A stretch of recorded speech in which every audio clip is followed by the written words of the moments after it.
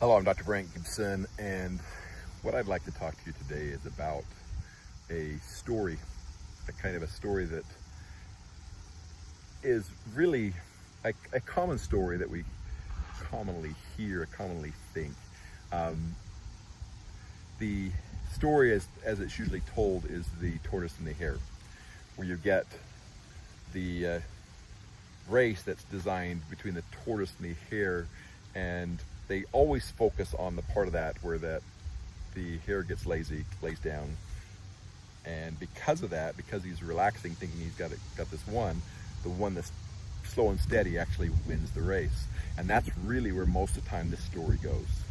So as you remember it, they're actually starting out, and the hare goes off really, really quickly, and he's winning by so far that he stops and kind of relaxes and kind of falls asleep. And before he knows that the hare that's just going at a slow, steady pace gets past him and actually wins the race. When it comes to our personal abilities, when it comes to our personal strengths and talents and even weaknesses, I would like to look at this a little bit differently.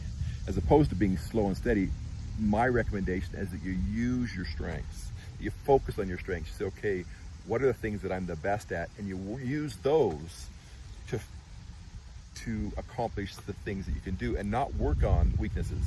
The interesting thing that we found is if you focus on your weakness and you're constantly trying to improve your weaknesses, that you end up spending a lot of time with little benefit, with a little ultimate effect. And so if you can say, okay, I'm going to work on my strengths and I'm going to move forward on my strengths and really push on those strengths, you're going to find more benefit, more bang for your buck, for lack of it. So instead, that's where I would take the slow and steady instead, is that you're going to just use what you're strong on. So it doesn't have to be slow and steady, it just needs to be steady. So it can be fast and steady as long as you're using your strengths and using your abilities and not worrying about those things that you aren't good at.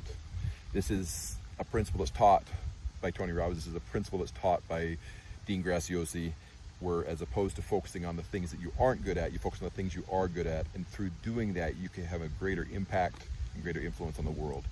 And ultimately you're going to find that you become a better version of yourself.